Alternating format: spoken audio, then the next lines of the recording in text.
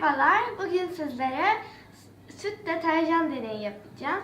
Öncelikle sütü kaba dökeceğim. Sonra gıda boyasını. Benimki toz kırmızı gıda boya.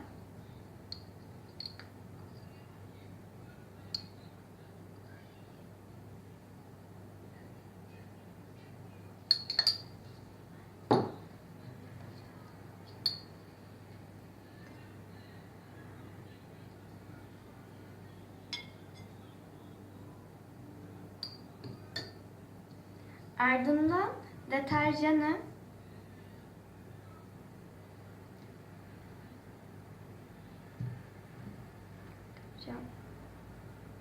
ve bu şekilde hareket ediyorlar.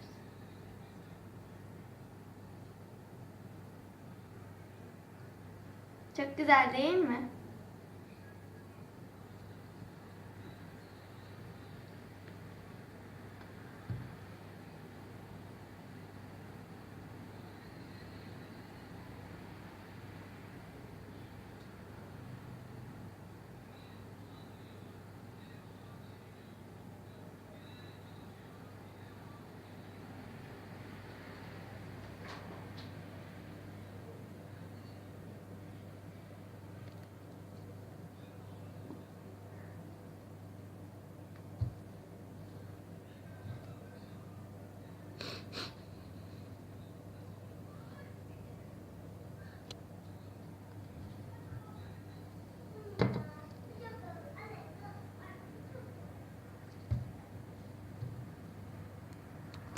Artık özelliğini kaybetti.